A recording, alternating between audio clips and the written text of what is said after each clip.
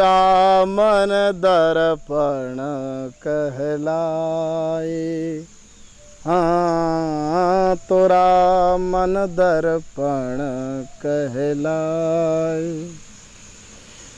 भले बुरे सारे कर्मों को, भले बुरे सारे कर्मों को देखे और दिखाए। तोरा मन दर्पण कहलाए। हाँ, तोरा मन दर्पण कहलाए। मन रूपी दर्पण में आत्मा को देखो तो अंतःकरण आत्मा के बहुत समीप है। मन आत्मा का दर्पण है। बिना दर्पण के जैसे चेहरा नहीं देख सकते हो, तो बिना मन के आप आत्म साक्षात्कार भी नहीं कर सकते हो। बोलो जय श्री कृष्ण। इसलिए जिसने आत्मा को जीत लिया, एन आत्मना आत्मा जितः, सज्जनों, वही व्यक्ति महान माना जाता है। इसलिए मन की स्थिति बड़ी कठिन है। अर्जुन कह रहे हैं, प्रभु एक वस्तु बोलना चाहता हूं मैं। अर्जुन का प्रश्न है, ये मन बड़ा चंचल है। आपने कहा कि आत्मा को समझना बड़ा कठिन है। आत्मा मन रूपी दर्पण में दिखता है, पर ये मन जब स्थिर है तब ना। अच्छा, जल जब हिलता है तो सूर्य भी हिलेगा।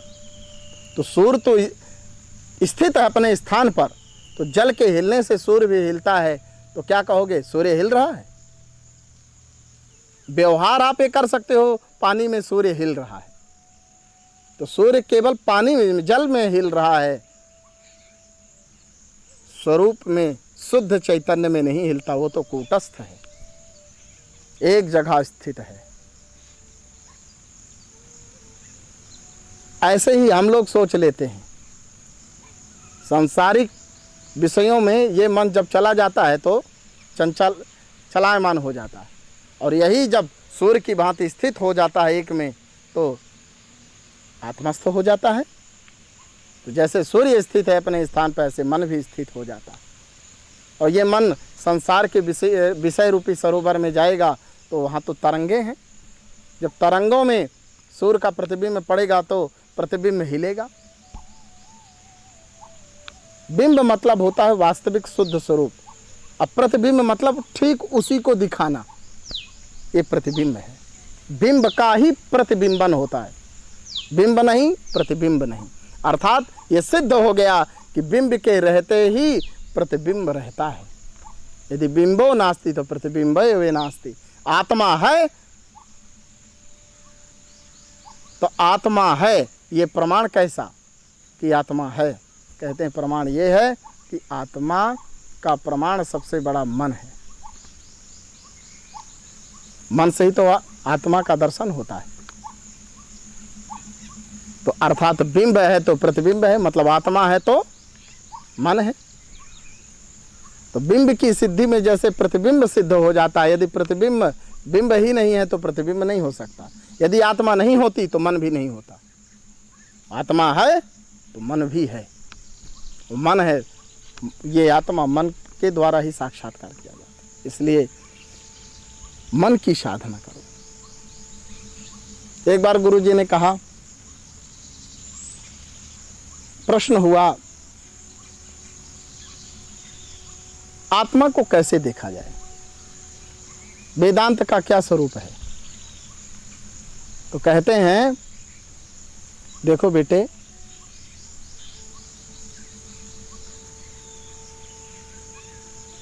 आप कमरे में बंद हो, लाइट भी बंद कर दिया, दरवाजा भी बंद कर दिया और आंख भी बंद करके सो रहे हो। आपने स्वप्न देखा, स्वप्न में एक पागल हाथी आपको खदेड़ रहा है। आप दौड़ रहे हो, बड़े बल लगा के दौड़ रहे हो। आगे चल करके एक पेड़ की जड़ में आपका पैर फंस जाता है और आप गिर जाते हो। हाथी जैसे आता है, पैर उठाता है और जैसे ही दबाने की कोशिश करता है, आपकी निद्रा खुल जाती है। गुरु जी ने कहा समझ में आया? हमने कहा बिल्कुल समझ में नहीं आया। बोले कहते हैं देखो बेटे, ये बात जरा गौर से देखना, दरवाज़ा भी बंद है, आपकी लाइट भी बंद है और आपका नेत्र पलक भी बंद है। जंगल आपको दिख रहा था ना? बोले एकदम स्पष्ट जंगल दिख रहा था। हाथी भी दिख रहा था ना, क्योंकि घोर अंधकार में वस्तु का बोध नहीं हो सकता। यदि वस्तु का बोध हो रहा तो प्रकाश जरूर होगा, तब ना वस्तु दिख रही है। घोर अंधकार में क्या देखोगे? मतलब स्वप्न में वो जो पदार्थ दिखे हैं तो कोई ना कोई प्रकाश तो होगा। तो जंगल अच्छे से दिख रहा था? बोले हाँ बहुत अच्छे से जंगल दिख रहा था। हाथी भी दिख रहा था? बोले हाथी भी दिख रहा था। अच्छा, तो जंगल भी दिख रहा था, हाथी भी दिख रहा था, तो तुम? बोले हम भी दिख रहे थे। बोले आम की जड़ जिसमें फंस के गिरे हो? बोले वो भी दिख रही थी। तो बोले आपका जंगल दिख रहा है, हाथी पागल हाथी दिख रहा है, पेड़ की जड़ दिख रही है और आप खुद अपने आप को देख रहे हो, तो किस प्रकाश में देख रहे हो? इस प्रश्न का उत्तर दो मुझे। कोई ना कोई प्रकाश तो है, क्योंकि प्रकाश के अभाव में वस्तु का बोध नहीं होता। प्रकाश तो है, तभी आप वस्तु का बोध कर ले रहे हो। जंगल देख ले, हाथी देख ले रहे हो, अपने आप को देख ले रहे हो। वो कौन सा प्रकाश? वही तो आत्मा का प्रकाश है। 3 अवस्थाएं होती हैं, स्वप्न, जागृत और सुषुप्ति। ये मनुष्य की 3 अवस्था, स्वप्न अवस्था, जागृत अवस्था और सुषुप्ति। स्वप्न में सोता है और देखता है, जागृत में जगता है और सुषुप्ति में चिरकाल के लिए सो जाता है। हे पार्थ, वेदांत सबके अपने वेदांत गम्य नहीं है परमात्मा। आज बड़े वेदांतियों की लड़ाई होती है आपस में, देखो फिर कैसे लड़ते हैं। ब्रह्म लड़ाई का विषय नहीं है, ब्रह्म आत्म साक्षात्कार का विषय है। जब और जिसकी जैसे मति, क्योंकि मुंडेर मुंडेर मतिर भिन्ना, जैसे जैसे विचार होंगे उसके अलग अलग मति और उसके अलग अलग सिद्धांत होंगे। वो जितने भी यावत आचार्य हुए वेदांत के, सभी आचार्यों का अपना अपना मत है, अद्वैत है। तो जो 2 को नहीं मानता वो अद्वैत है। अद्वैत मतलब जो 2 को मानता है, प्रकृति, ब्रह्म और जीव दोनों को मानता है। और जो केवल ब्रह्म को ही मानता है वो अद्वैत है। विशिष्टाद्वैत, द्वैताद्वैत, तो हर प्रकार के सिद्धांतवादी हैं। हमारे गुरुजी इस कहानी को और सरल करके सुनाते हैं। कहते देखो बेटे, एक वेदांती जी से पूछा गया ब्रह्म कैसा है? बोले सूपाकार। दूसरे वेदांती जी आए, बोले ब्रह्म कैसा है? कहते हैं गोल गोल। तीसरा है तो बोले ना सूपा जैसे है ना गोल गोल है, लंबा है। चौथे वेदांती जी आए, कहते हैं न सूपा जैसा है, न खंभे जैसा है, न लंबा है, न वो मोटा है न छोटा है, मझोल है। पांचवें वेदांती जी आए, कहते हैं ब्रह्म कैसा है? बोले न वो सूपाकार है, न स्तंभाकार है और न वो लंबा है, वो एकदम मोटा है। हे भगवान, सबके सब। दरअसल बात ये था, जिसने जो पकड़ लिया वही सिद्धांत उसका हो गया।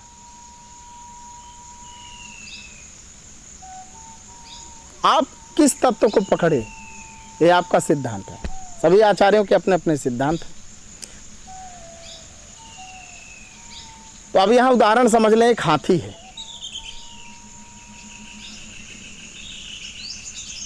तो किसी ने हाथी का पैर पकड़ा, किसी ने हाथी का पूंछ पकड़ा, किसी ने हाथी का कान पकड़ा, किसी ने हाथी का पेट पकड़ा, किसी हाथी का सूंड पकड़ा। तो जो ये कह रहा था ब्रह्म कैसा, बोले सूपाकार। तो जो कान पकड़ा था तो क्या कहेगा, वो सूपाकार है। जो पैर पकड़ के रखा है तो कहेगा नहीं नहीं सूपाकार नहीं है, स्तंभाकार है। जैसे खंभा होता है वैसे। तो जो हाथी का पैर पकड़ के रहेगा तो स्तंभाकार ही मानेगा, वो सूपाकार नहीं मानेगा।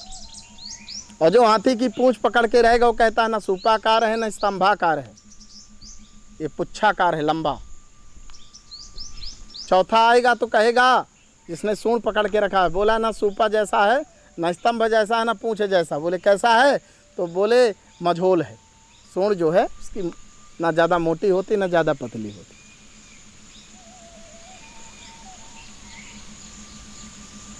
पांचवें ने कह दिया जो पेट पकड़ के रखा है तो कहता है कि ब्रह्म जो है मोटा है। ये जितने भी हैं, जिसने कान पकड़ के रखा, पैर पकड़ के, सूंड पकड़ के, पेट पकड़ के, पूंछ पकड़ के, पकड़ा किसको है, हाथी को। हालांकि सबकी अनुभूति अलग अलग है। जो कान पकड़ के कह रहा हो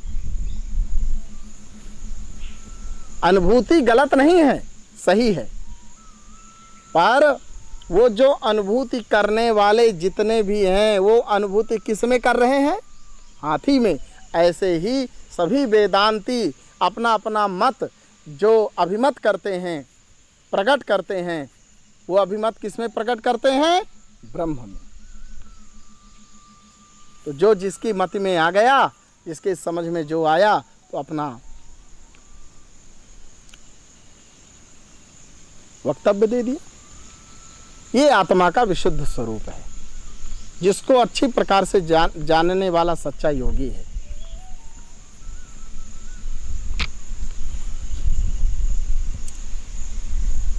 अब यहाँ पर अर्जुन ने मन की स्थिति के जब विषय में पूछा, बोले प्रभु योऽयं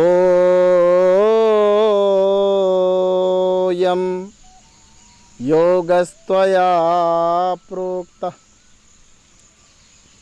साम्येन मधुसूदन एतस्याहं न पश्यामि चंचलत्वात् स्थितिं स्थिराम। अर्जुन कहते हैं प्रभु त्वया साम्येन यह अयम योगः प्रोक्तः, आपने जो मेरे सामने इतने बड़े बड़े दिव्य योगों की चर्चा की, कर्म योग की चर्चा आपने, कर्म अकर्म विकर्म की विस्तृत चर्चा आपने की, जो भी आपने कहा अयम योगः प्रोक्तः चंचलत्वाम अहम एतस्य स्थिराम स्थितिम न पश्यामि। आपने जितने योगों की चर्चा किया वो योग मैं इस योग की स्थिर स्थिति को नहीं देख पा रहा हूँ। आपने जो भी कहा है वो मेरे को समझ में नहीं आया। क्यों नहीं आया? चंचलत्वात् स्थितिम स्थिराम। चंचल मन की प्रवृत्ति के कारण जो भी भगवान केशव ने कहा वो समझ में नहीं आया। ध्यान रखना, आज हर व्यक्ति कथा सुनने के लिए पांडाल में जाता है, तो कथा सुनने के लिए तो बैठ गया, तो केवल कथा में बैठा, मन कहीं है। ये मनी राम जी कहीं हर की पैड़ी पहुंच जाते हैं, कहीं अमेरिका पहुंच जाते हैं, कहीं ब्रिटेन पहुंच जाते हैं, कहीं जो है गोलगप्पे खाने पहुंच जाते हैं, कहीं आइसक्रीम खाने पहुंच जाते हैं। मनी राम जी बैठे कथा में हैं। स्थिति ये है कि हम कथा में बैठते हैं, कथा हमारे अंदर नहीं बैठती। क्यों?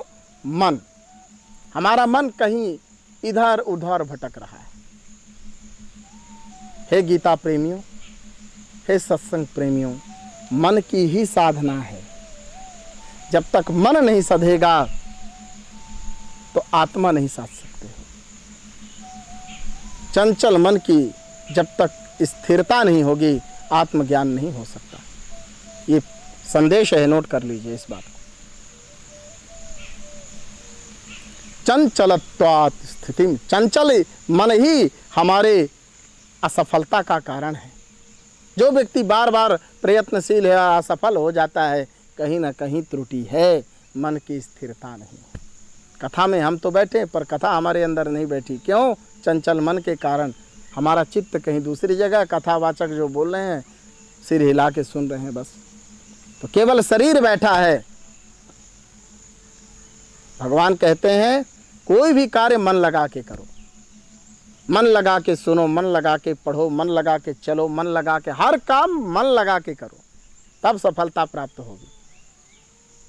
शरीर लगा कर नहीं, मन कहीं शरीर कहीं, आप सफल नहीं हो सकते। कहा प्रभु आपने जितने योगों की चर्चा की सबके सब चट, एक कान से सुना दूसरे कान से गया।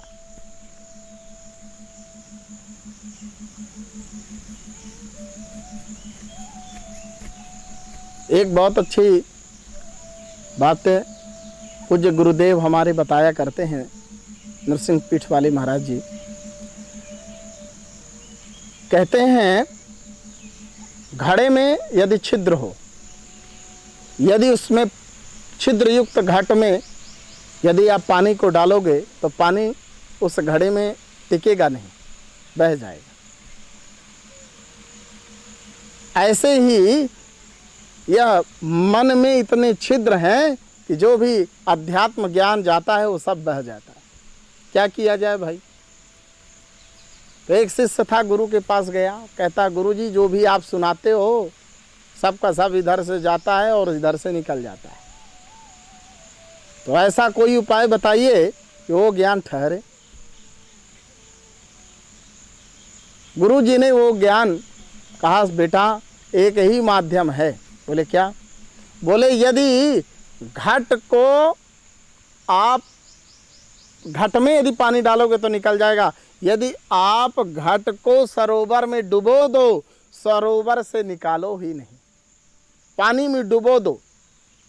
जो छिद्र युक्त घट है, छेदा वाला जो घट है जिसमें छोटे छोटे छिद्र हो गए हैं, उस घट को पानी में बोर दो, डुबा दो, तो बस वो डूबा रहेगा, उसको निकालना ही नहीं है। तो निकलने, जो डूबा है वो निकलने की संभावना ही नहीं। अपने आप को परब्रह्म परमात्मा में डुबो दो, निकालो ही नहीं बाहर। तो ये वस्तु आपसे बाहर नहीं निकल सकती है। जब आप नित्य निरंतर आत्मचिंतन परायण होगे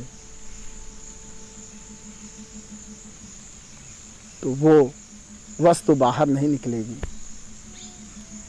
ये छिद्र युक्त घट को अध्यात्म रूपी सरोवर में डुबो दो, निकालना मत निकालो। निकालोगे तो पुनः निकल जाएगा। इसलिए बड़े बड़े परमहंस, अमलात्मा विमलात्मा परमहंस परिव्राजकाचार्य यतेंद्र मुनीन्द्र परमहंस संतों ने अपने चित्त को, अपने मन को परमात्मा के दिव्य सरोवर में, यश रूपी सरोवर में डुबो दिया है। बड़े बड़े वृंदावन के रसिक लोग, सज्जन भक्त, सब के सब जो है अपने मन को अध्यात्म रूपी सरोवर में डुबो दिया है। हम भी डुबो दें, क्योंकि बाहर निकालोगे तो निकल ही जाएगा, हमारा इसकी गारंटी नहीं है।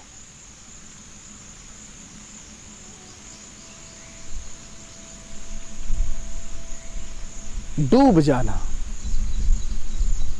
डूबने का नाम ही समाधि है। तब एकाकार वृत्ति ही समाधि का स्वरूप है। जब तक द्वैत है तब तक समाधि में समय लगेगा, और द्वैत के खत्म होते ही अद्वैत प्रकट हो जाता है। भगवान कहते हैं, अर्जुन ने फिर से कहा, प्रभु चंचलम ही मनः कृष्ण प्रमाथि बलवदृढ़ तस्याहम निग्रहम मन्ये वायुरिव सुदुष्करम। जैसे चंचल मन की तो ऐसी गति है, प्रमादी बलवदृढ़, यह मन बड़ा चंचल है, बड़ा प्रमादी है, इसका निग्रह करना बहुत कठिन है। और कहते हैं वायुरिव दुष्करम, जैसे हवा को पकड़ना दुष्कर है। हवा को कोई पकड़ के बताए? एक विजेता था, कहता है मैं दुनिया के सारे पहलवानों को जीत लिया। एक संत के पास गया, कहा मैंने न जाने कितने गोल्ड मेडल जीता है। महात्मा जी ने कहा ठीक है, लेकिन एक बात ये बताइए, आपने दुनिया के सारे पहलवानों को जीता? बोले हमने सारे पहलवानों को जीता। तो बोले आपने सारे पहलवानों को जीता तो आपने मन को भी जीता होगा? बोले जरूर। अच्छा चलिए देख ही लेते हैं, आप हवा पकड़ के बताओ तो मैं आपको पहलवान दे दूं। मैं आपको वो गोल्ड मेडल दूंगा जो आज तक किसी ने दिया ही नहीं होगा। अब हवा को कोई पकड़ ही नहीं सकता, कौन पकड़ेगा हवा को? तो जैसे हवा को पकड़ना दुष्कर है, ऐसे चंचल मन को साधना कठिन है, बड़ा प्रमादी है, बड़ा दुष्कर है।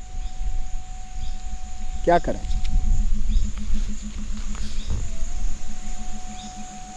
भगवान कहते हैं अर्जुन जरूर तुम्हारे द्वारा बोला गया ये सही है। श्री भगवान उवाच, भगवान कहते हैं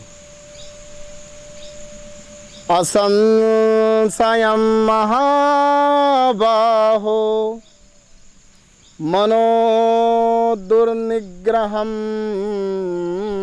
चलम अभ्यासेन तु कौन्तेय वैराग्येण च गृह्यते।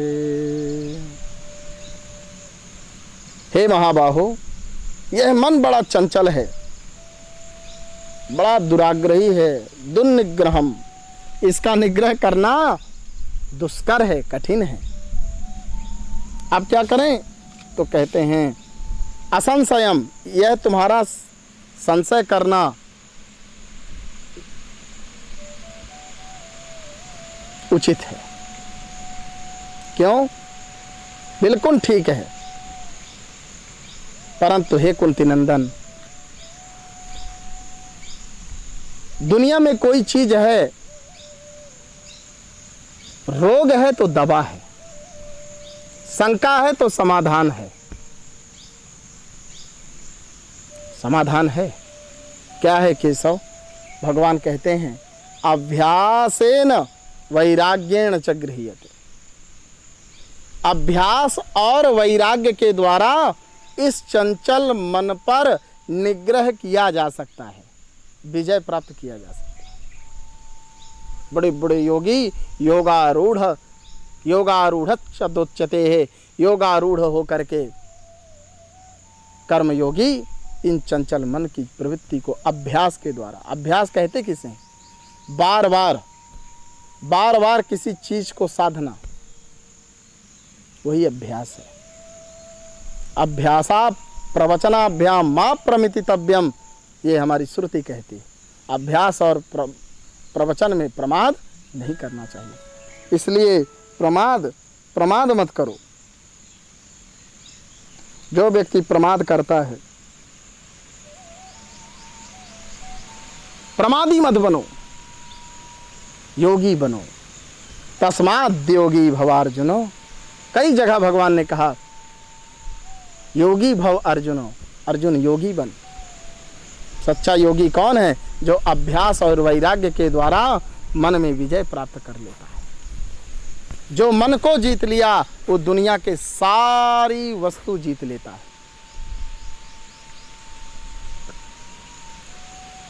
देखना इंद्रियों के न घोड़े भगे, इसमें हरदम ये संयम के कोढ़े लगे, इसको हरदम सुमारग लगाते चलो, श्री कृष्ण गोविंद गोपाल गाते चलो। मन की स्थिति साधना पड़ेगा। कहते हैं ना, कबीर दास जी की एक कबीर वाणी है, कबीरा मन निर्मल भया, कबीरा मन निर्मल भयो, जैसे गंगा नीर, पाछे पाछे हरि फिरे, कहत कबीर कबीर। मन मस्त हुआ अब क्या बोले, जब मन मस्त हुआ अब क्या बोले। जब मन मस्त हो जाता है, परमात्मा में व्यस्त हो जाता है,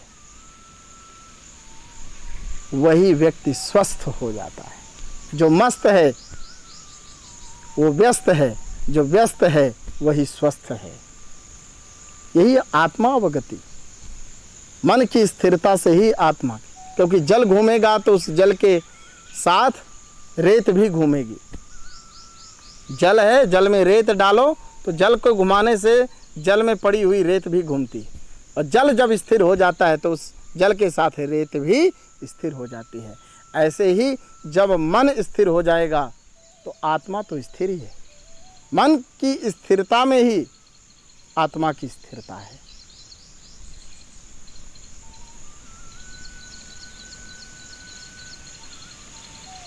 जब मस्त हो जाता है आदमी तो मस्ती की चाल ही अलग होती है। मैं पायो विश्राम, मन की स्थिरता ही सबसे बड़ी स्थिरता है। अभ्यास और वैराग्य के द्वारा भगवान ने उपाय बताया। हे पार्थ, इस चंचल मन पर आप अवगतियां प्राप्त कर सकते हो। अर्जुन की इस बात को सुन करके बड़ा प्रसन्न होता है, प्रमुदित होता है। अब यहाँ पर 8 प्रकार की प्रकृति का वर्णन आता है।